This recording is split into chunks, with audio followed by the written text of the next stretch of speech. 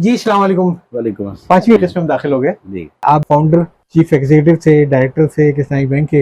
हम्म, बहुत सारे सवालात जो जहनों में आते हैं, हम्म। आपका क्या तजुर्बा है इस्लामिक बैंकिंग के बारे में? मेरा देखिए, जिस ज़माने में मैंने इस्लामिक बैंकिंग की और जब तक छोड़ी, तो ये एक इवॉल्विंग फील्ड है।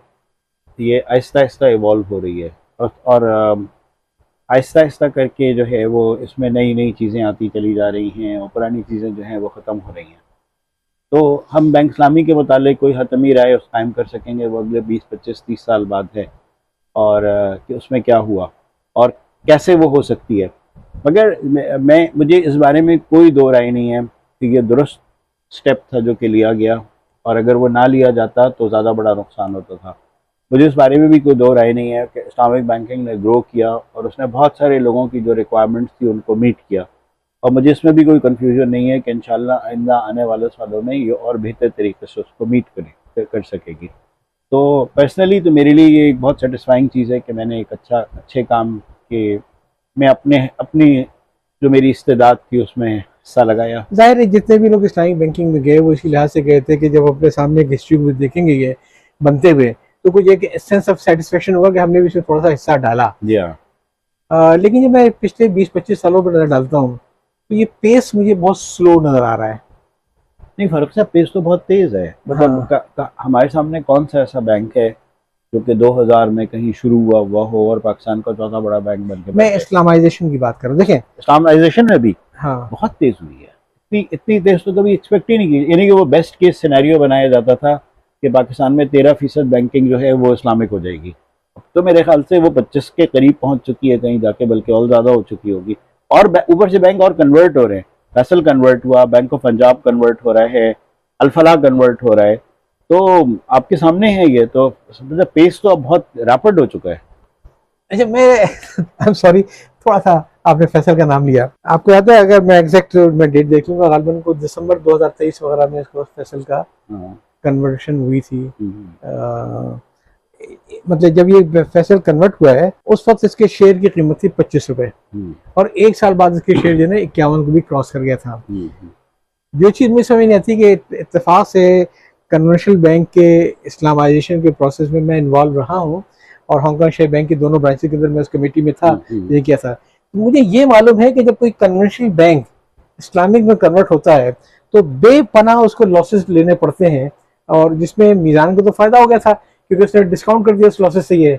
लेकिन जब Faisal bank to Faisal bank, ठीक है, तो इसका मतलब है कि उसने अपना वो लॉसेस को सारा कुछ ना कुछ हुए होंगे, तो उसके बाद फौरी तौर पे प्राइस कैसे शूट कर गई, डबल कर गई। मैंने कोई स्टॉक फॉलो नहीं किया फैसल बैंक का, जी। तो मैं मतलब कोई कह नहीं सकता कि क्या वजह थी, मगर यकीनन कोई वजह होगी कि जिसकी मैं वजह। वजह आपको बताऊं, वजह ये है कि आज भी मैं ये समझता हूँ कि जब से सुप्रीम कोर्ट का फैसला आया है इकोनॉमी को पूरा सारे बैंकों को करने के लिए जो उन्होंने हुक्म दिया है, और जिनका विजन 2028 वगैरह स्टेट बैंक का, तो वो तो मजबूर है सारे के सारे बैंकों को इस्लामिक को कन्वर्ट करने के लिए, एक रोड मैप उनके पास है।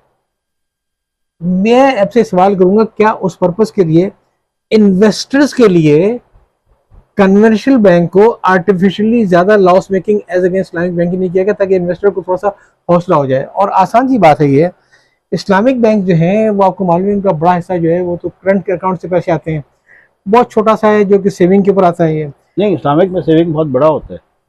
नहीं, मतलब कि मैं अगर आप उसको कंपेयर करें जो उनके जो जो वो वाले पैसे आते हैं, एक्चुअली कन्वेंशनल बैंक में ज़्यादा बड़ा करंट अकाउंट का पोर्शन है। इस्लामिक में तो कोई करंट में रखे ही क्यों? मतलब जो वजह है, लोग कन्वेंशनल बैंक में करंट में इसलिए पैसे रखते हैं कि वो सूद है। इस्लामिक में क्यों रखे? मैं भी कन्वेंशनल से कंपेयर नहीं कर रहा हूँ, ठीक है, मैं अभी सिर्फ इस्लामिक बैंक की ही बात कर रहा हूँ कि अगर आप इंडस्ट्री का अगर आप उठा के देखें तो उसमें आपको मालूम होगा कि करंट का खासा पोर्शन होता है। बहुत मदद के साथ इस्लामिक बैंकर्स अपने तमाम स्टाफ को एक टारगेट्स देते हैं कासा को बेहतर करने के लिए, ठीक है, जो मैं समझता हूँ कि कॉन्फ्लिक्ट ऑफ इंटरेस्ट है कि अगर मैं कस्टमर हूँ और मैं बैंक इस्लामिक में आया हूँ तो मेरा बैंकर मुझे ये बताया कि जनाब मेरी ये प्रोडक्ट फला है, इसमें ये रेट है, इसमें ये रेट है, ये रेट है, लेकिन मेरा मैनेजर मुझे कहता है करंट डाल दो उसको सारा। क्यों? इसलिए कि मेरे बैंक को जीरो के ऊपर पैसे मिले। तो इनकी कॉस्ट ऑफ फंड तो इनकी बहुत कम होती है एज अगेंस्ट कन्वेंशनल बैंक्स, ठीक है। लेकिन जो ये लोग फंड अप्लाई करते हैं कि उनके ऊपर तो पाबंदी थी कमर्शियल बैंक के ऊपर कि आप जो करेंगे ये तो अपने इन्वेस्टर को जो रेट देंगे वो बेस रेट से करीबन 1.5-2 पॉइंट से कम नहीं हो। इनके ऊपर ऐसी कोई चीज़ नहीं थी।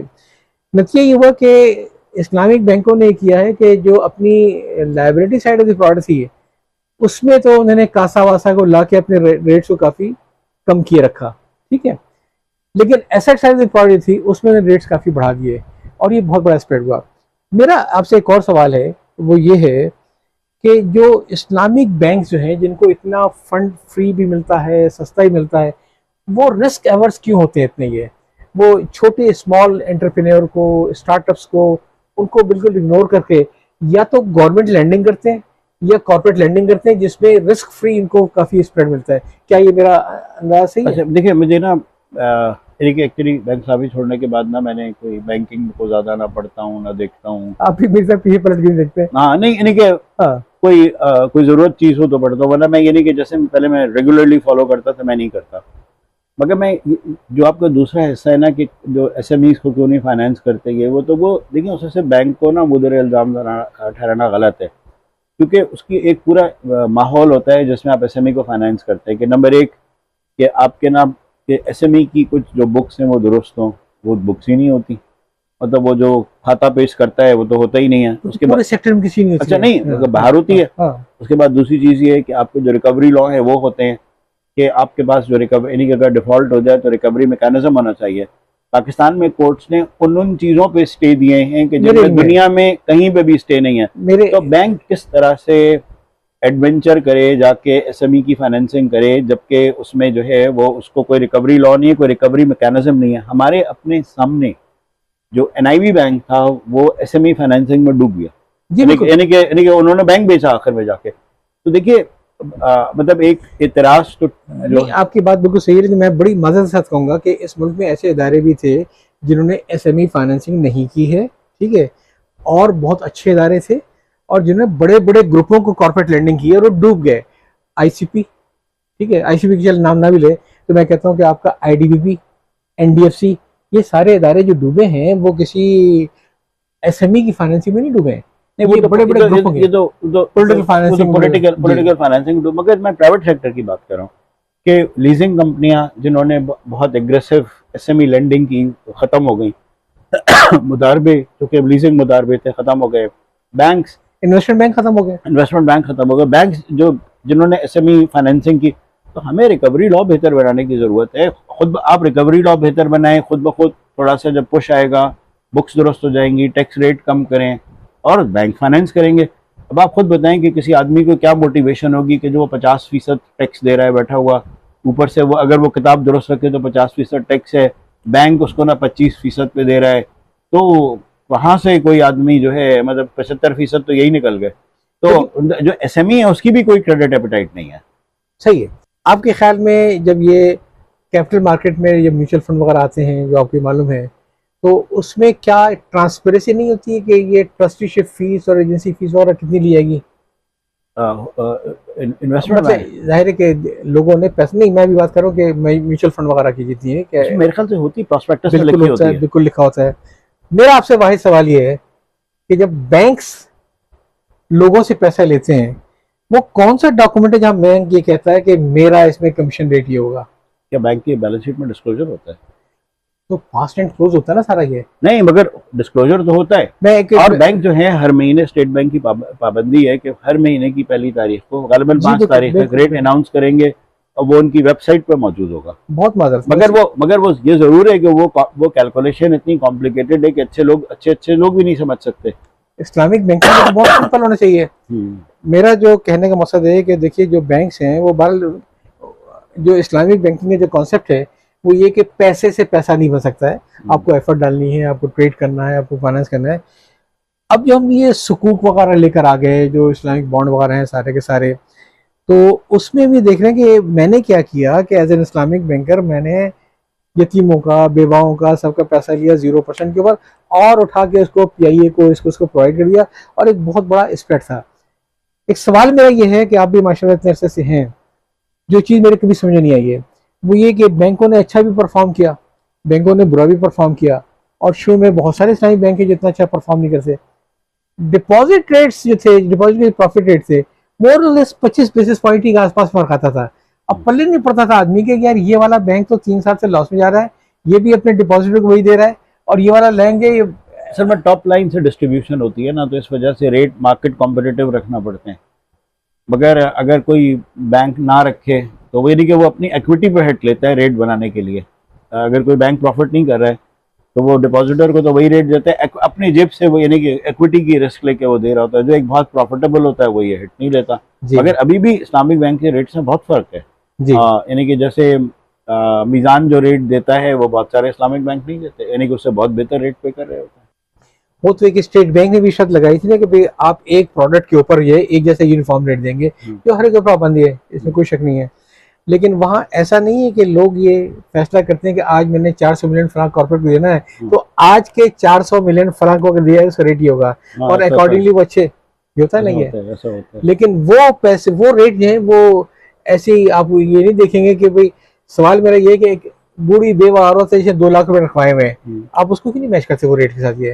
ये बिल्कुल है जी। और ये भी ऐसे बहुत सारे सवालात हैं जिसको मेरा तो पहला सवाल बुनियादी वही था जो कि जो बैंक्स के पास 2 एंड हैं, एक कॉस्ट ऑफ फंड है और एक एप्लीकेशन फंड है। एसेट्स के ऊपर हमें कितना देना है और लायबिलिटी में कितना देना है, बीच में इंटरमीडिएट कॉस्ट है, सारा माल उसी में है।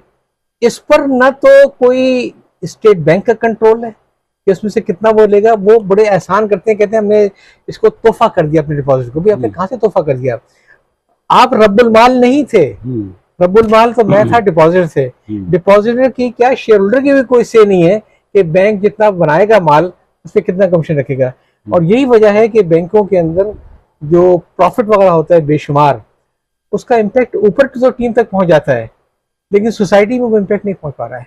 हाँ मतलब असल में एक ये भी है कि 2-4 साल से, क्योंकि मैं बिल्कुल भी इतना क्लोजली नहीं देख रहा होता इस्लामिक बैंक, तो वो कोई चीजें मैं तो वो सवालात कर रहा हूँ जो लोग मुझसे करते हैं। हाँ ठीक है ना, ये जो लोग मुझसे करते हैं कि भाई मुझे ये बता दीजिए कि ये कैसे मुमकिन है कि मीज़ान बैंक इतना प्रॉफिट दे रहा है, ठीक है, मतलब इतना उसकी बैलेंस शीट में इतना प्रॉफिट दिखाया जा रहा है, लेकिन डिपॉजिटर को वो ये रेट है। एक दूसरा बैंक में नाम नहीं लूंगा, वो इतना लॉस दिखा रहा है, वो भी रेट ही है।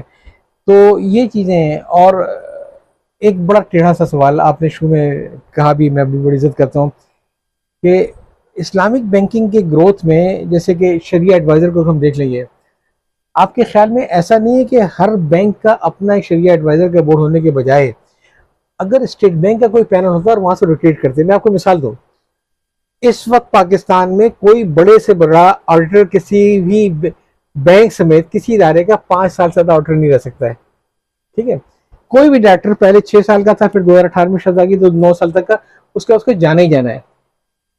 शरिया बोर्ड के जो लोग हैं वो 3-3 साल के अपॉइंट होते हैं। एक उसमें शर्त लगाई गई है कि अगर कोई बैंक अगली बार इलेक्ट ना करना चाहे तो पहले वजूहात लिख के स्टेट बैंक को दे और फिर उसको याद दिया गई शरिया एडवाइजर को चेंज करने की। तो डोंट यू थिंक, अच्छा फिर अब मैं देखता हूँ कि शरिया बोर्ड वाले बैकवर्ड दोनों काम करते हैं। वो ये बताते हैं कि ये हराम इनकम है, ठीक है, और एप्लीकेशन आपके मालूम है कि इसमें शरिया बोर्ड वालों का खासा होता है कि वो ये फैसला करते हैं कि अब ये चैरिटी कहाँ जाएगी। ये सब कॉन्फिडेंस नहीं क्या? नहीं, शरिया बोर्ड देखिए, जो चैरिटी कहाँ जाएगी ये तो बैंक के अपने रूल्स के हिसाब से होता है। शरिया बोर्ड का कोई उसमें नहीं होता, जैसे हमारे शरिया बोर्ड का कोई ताल्लुक नहीं था उससे। वो ये तो बता सकते थे कहाँ ना देंगे, नहीं बता सकते थे कहाँ दें, और ना ही बताते थे। और जहाँ तक है कि शरिया बोर्ड की रोटेशन का, तो शरिया बोर्ड का जो रोटेशन है उसमें स्टेट बैंक की इंटरफेरेंस ना होना एक बाइस रहमत है, क्योंकि वो कोई आदमी किसी किस्म के रूल बना दे, बना दे, तो ये है कि वो बैंक की डिस्क्रिप्शन है, जिसको चाहे रखे, जिसको चाहे ना रखे। और ये नहीं है कि शरिया एडवाइज़र जो हैं वो मतलब पाकिस्तान में कम हुए हैं, वो बढ़े हैं। बल्कि बैंक इस्लामी के ही जो रेजिडेंट शरिया एडवाइज़र थे मुफ्ती इरशाद साहब, वो बाद में शरिया बोर्ड के चेयरमैन हुए। वो अब SCCP और स्टेट बैंक दोनों के शरिया बोर्ड के चेयरमैन हैं। तो और बड़े लोग आए जो कि नहीं थे, मगर माशाल्लाह वो ऊपर तक चले गए। बोर्ड की देखिए, जो अब हमारा बैंकिंग सेक्टर इतना मैच्योर हो गया है कि अब 20-25 साल हो गए। शुरू का जो 5-10 साल था उसमें प्रोडक्ट को डेवलप होना था, उसमें इनका बहुत बड़ा से था, इसमें कोई शक नहीं था। और बाद में इनोवेशन वगैरह लानी थी, तो उसमें क्या चीज़ शरिया कंप्लाइंट है, क्या चीज़ शरिया कंप्लाइंट नहीं है। अब हर एक के पास टेम्पलेट बन चुके हैं। अब हर एक के पास टेम्पलेट बन चुके हैं और उन टेम्पलेट के मुताबिक अब तो खैर स्टेट बैंक ने कुछ कर भी दिया है कि भाई कम से कम शरिया ऑडिट को अलग कर दो, शरिया एडवाइजरी सीखे। तकरीबन मैं देखता हूँ कि सारी कैप्स ये लोग वेयर करते हैं। आप कहते हैं मैं मान लेता हूँ, लेकिन मेरे इल्म में है जो अप्रूवल ली जाती है शरिया बोर्ड से कि किस किस को चैरिटी देनी है, इसमें कोई ऑटो फंक्शन कहीं नहीं है जहाँ वो कहते हैं साहब इतना पैसा आपको डालना है हॉस्पिटल सेक्टर में, इतना पैसा डालना है। ऐसा नहीं है, मगर मुझे मतलब कम से कम मुझे जो बैंक स्वामी का याद है, हमें कभी भी शरिया बोर्ड ने ये नहीं कहा कि फला को पैसे दो, कभी भी नहीं कहा। और हम ये जरूर पूछ लेते थे कि ये हमारी एप्लीकेशन है, कोई आपको ऑब्जेक्शन हो तो बता दें। लेकिन रब्बुल माल ना तो आप थे ना वो चैरिटी, मैंने हराम इनकम का। ये बिल्कुल ऐसा ही है जैसे किसी घर में गलती से अगर कोई सुअर का गोश्त भेज दे तो शरिया एडवाइजरी कहे कि यार इसको आप खाओ नहीं, आपके लिए हराम है, हाँ आपको ऐसे ऐसे तकसीम करो, उसका बात ही खत्म है। आप उठाया कि सीधे सीधे स्टेट बैंक को भेज दें, ये हराम इनकम की स्टेट बैंक जो मर्जी करता रहेगा। हमारी नहीं, मैं तो मैंने आपसे दोबारा कहा, हमारी कभी भी शरिया बोर्ड ने ये नहीं कहा कि फला को दो, कभी भी नहीं कहा। मैं सेक्टर की बात कर रहा हूँ, मुझे बाकियों का नहीं पता।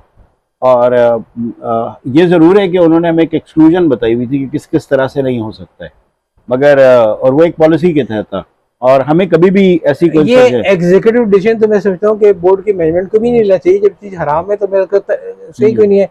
आप पहले से तय कर लें कि यार जो भी आएगा पैसा जैसे ऑटोमेटिकली प्याटर बन के चले आएंगे। ये फैसले करना कि इसको इस साल इतना दो, इसको फला ट्रस्ट को इतने दो, ये कई बैंकों ने तो अपने ट्रस्ट भी बना लिए हैं जिनसे वो देते हैं। तो नहीं मतलब मेरे ख्याल से उसमें उनके पास ज्यादा इंडिपेंडेंस भी होती होगी। बैंक स्वामी में तो नहीं था तो मुझे नहीं मालूम, मगर कईयों ने ट्रस्ट बना लिए हैं। लेकिन बात वही ना सारी के असल तो चीज है कि अगर हराम से निकाल के फेंको, निकाल के फेंकने के 10 तरीके। आप ये पाकिस्तान के अंदर ही आपको मालूम है इसी तरीके से कि लेट्स से कि सोशल वेलफेयर के बहुत सारे डिपार्टमेंट, चाहे कुछ भी हो जाए मेरे लिए तो हराम है ना वो।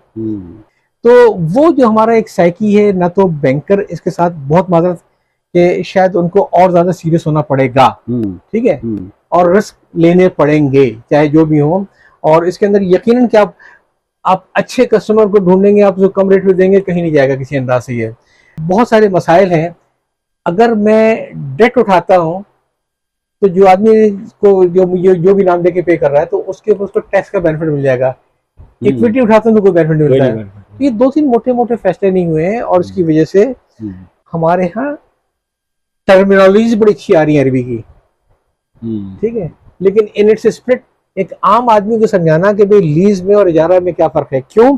इसलिए कि हम कहते हैं साहब इजारा जो है वो यकीनन उसके करीब है, रेंट कार के करीब है, करंट है वगैरह वगैरह, लेकिन हमें मालूम है कि हमने साइड लेटर दिया हुआ है कि जब टेनर खत्म होगा तो गाड़ी तुम लेके चले आना।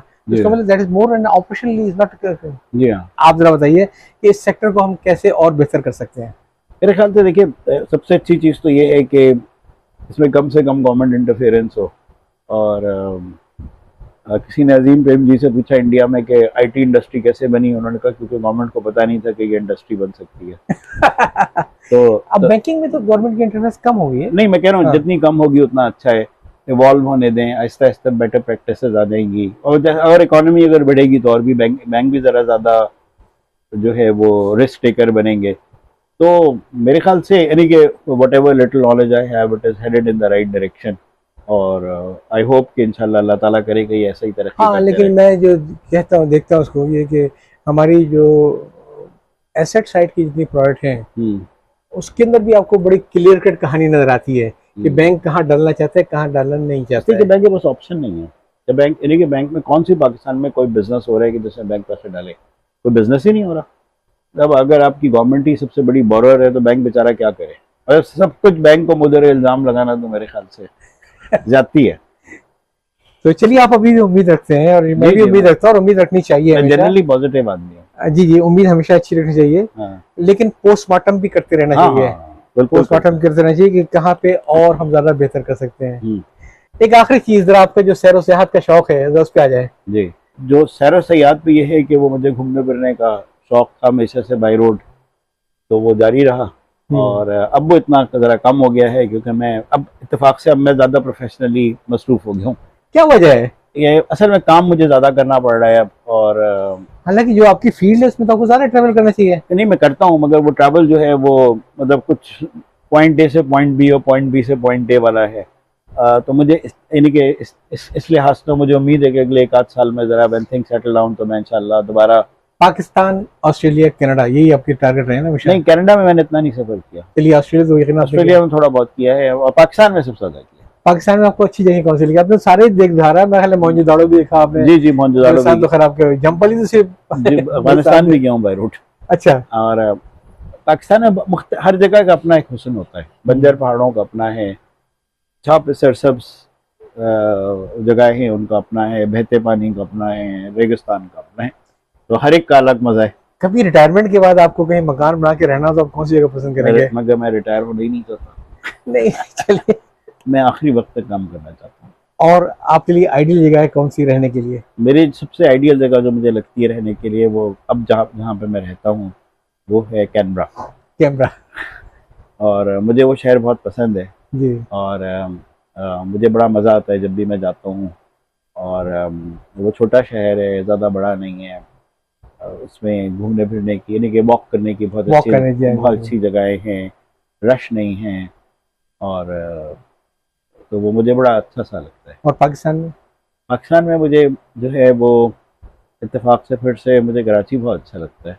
इन सब चीजों के बावजूद जो कराची के साथ हो रही हैं, जी जी जी, सड़कें बर्बाद, हाँ, मतलब वो इंफ्रास्ट्रक्चर तबाह, उनका भी एक अपना मजा है। आपको ऑफ रोडिंग का मजा मिलता है कराची पे। और कराची में यह है कि कराची का जो चीज़ अच्छी लगती है कि कराची का जो माहौल है, दोस्त है, रिश्तेदार हैं, इस वजह से। वरना तो मतलब क्या है, मतलब दीवारें और सड़कें तो हर जगह हैं। तो वाह कैंट मुझे बहुत पसंद है। अच्छा। और वो छोटा सा है, और हाँ। वो वाह कैंट कम्युनिटी का, तो वो हसन अब्दाल, ये तो इस्लामाबाद मुझे भी अच्छा लगता है। तो वहाँ भी आप काफी वॉकिंग करते रहोगे बाग गार्डन की तरफ? बाग गार्डन में बहुत गया, मैं आखिरी बार पिछले साल गया बाग गार्डन। अच्छा। और जब हम हसन अब्दाल में थे तो पिकनिक पे जाते थे। अच्छा। तो एक उसकी भी याद है। बाग गार्डन में पिछले साल गया इत्तेफाक से, घूमा फिरा, और उन्होंने बहुत उसको अच्छा भी कर दिया। अच्छा। तो वो है वाह कैंट। जब मैं मेरी बोर्ड मीटिंग होती है जिसमें मुझे हसन अब्दाल जाना होता है, तो मैं हमेशा इस्लामाबाद में नहीं ठहरता, मैं वाह कैंट में ठहरता हूँ जाके। अच्छा। और उसमें हमारे होटल के पास ही एक पार्क है, उसमें मैं जाके वॉक करता हूँ। अच्छा। तो मुझे मुझे बुनियादी तौर पर छोटे शहर बहुत, मतलब कराची के बाद जो कुछ जगह पसंद आई वो वाह कैंट रहने के लिए? वाह कैंट बहुत अच्छी है, बहुत अच्छी है। वाह कैंट है, उसके बाद हसन अब्दाल बहुत अच्छी जगह है वैसे रहने के लिए। और तो ये कुछ दो चार। अच्छा, मेरे हिसाब से तो आपका इंटरव्यू भी आधा हुआ है, अभी तो मैं करना चाहिए, मैं आपको दोबारा कर दूंगा जी। लेकिन मैं चाहूंगा कि नौजवानों के लिए जिनके लिए मैं प्रोग्राम करता हूँ, तो आप कोई पैगाम देना चाहेंगे? जी बिल्कुल, मैं पैगाम देना चाहूँगा कि मेरा पैगाम हो सकता है कि जितनी भी आप में हिम्मत है, जितनी भी सलाहियत है, उस पर आप काम करते रहें। और आदमी जो है वो मुकल्लफ है कोशिश करने पे, नतीजे पे नहीं। वाह। तो मुकल्लफ है कोशिश करने पे, नतीजे पे नहीं। हाँ, तो कहानी खत्म कर दिया। हाँ, तो आदमी अपना काम से लगा रहे, और जो नतीजा है वो अल्लाह के हाथ में। बल्कि किसी ने मुझसे बोला भी बड़ा अच्छा कि सवाल जवाब तो कोशिश पे होगा, नतीजे पे थोड़ी होगा। तो कई लोग हैं जिनका नतीजा बहुत अच्छा होगा, शायद वो जहन्नुम में फेंक दिए जाएं, और कई लोग होंगे जो कि बिल्कुल ही नाकाम हो गए। आपने जो बात की मुझे वो याद आ गया शेर कि माली दा कम पानी लाना पर मशका पावे, मौला दा कम फल फूल लाने लावे या ना लावे। तो हमें नतीजे के ऊपर कभी नहीं करना चाहिए, मुझे बल्ला है, बिल्कुल एफर्ट हमारी है। तो अब बल्कि अगर आप इस तरह से देखें, जो कि थोड़ी सी उदासी की भी बात है कि शायद मैं अपने ख़ानदान का आखिरी आदमी हूँ जो कि पाकिस्तान में है, कि मेरे बाद मेरे बच्चे जो हैं वो नहीं हैं यहाँ पे, और ना ही वो आएंगे, और ना ही उनका कोई इरादा है। तो मेरे वालिद जो कि एक जज्बे के साथ आए थे, और 100 साल में रहने के लिए, तो अब वो हमारा यानी कि एक ख़ानदानी जो तारीख, हमारी ख़ानदानी तारीख़ है पाकिस्तान में ख़त्म हो जाएगी। मगर बहरकैफ इसकी बड़ी खुशी है कि मेरे जो वालिद आए उन्होंने एक भरपूर ज़िंदगी गुजारी है, और जो मेरे वालिद का बहुत बड़ा कंट्रीब्यूशन है कि उन्होंने संदक का कॉपर प्रोजेक्ट जो है वो मेरे वालिद ने डेवलप और डिस्कवर किया था। तो एक उससे पूरी एक रिकॉर्ड किए, वो सब कुछ शुरू हो गए। तो एक मतलब उन्होंने जो भी पाकिस्तान में रहने का फैसला किया उसका नतीजा तो निकल के मैं भी रहा, तो एक इंस्टीट्यूशन बना जो कि सामने है, और एक इंशाल्लाह दूसरा बनने वाला है। इंशाल्लाह दूसरा बनने वाला है। तो हमने अपने अपने हिस्से के जो काम कर सकते थे कर दिए, जितने अरसे पाकिस्तान में रहे। अब बाकी अगली जनरेशन है वो देखे, आगे लेके चले उसको। आपने ये बड़ा अलमिया बयान कर दिया कि जो आदमी 100 साल खिदमत का अज़्म लेके अपने बुजुर्गों को छोड़ के इस मुल्क में आ गया था, अब उसकी अगली पुश यहाँ पे नहीं है, अगली से अगली पुश यहाँ पे नहीं है ये। हाँ। तो बल ये तो मैं समझता हूँ कि वैसे मुसलमान हमारा हक है कि हर मुल्क के मास्त के मुल्क खुदाए मास्त। जी हाँ, पे खैर वो एक पूरा मौजू ही अलग हो जाएगा, जी हाँ। मगर भर कैफ ये हकीकत है कि हमारी अगली जनरेशन नहीं है और ये बेतहाशा लोगों के साथ यही मसला है। जी बिल्कुल, इसमें कोई शक नहीं है। तो जो लोग हैं यहाँ पाकिस्तान में वो आप ही की तरफ पॉजिटिव सोच रखें। जी हाँ, और कोशिश करते रहें। जो आपने कहा कि सवाल जवाब जैसे कोशिशों का होगा, ये नहीं होगा कि तू नाकाम होगा क्या कामयाब। हाँ बिल्कुल जी, ऐसा ही है। तो बहुत अच्छी गुफ्तगू रही है। हालांकि मुझे सच्ची बात है, अभी तो मेरा जिसलिए मैंने आपको घेरना चाहता उस पर आपने वो बात ज्यादा की नहीं, लेकिन अच्छा लगा मुझे और आपकी बड़ी मोहब्बत, बड़ी इनायत कि आप इतने दूर तशरीफ लाए और इतना टाइम आपने गुजारा। तो इसके साथ ही मैं आपसे यह चाहता हूँ बहुत और इंशाल्लाह मुलाकात करेंगे। जरूर।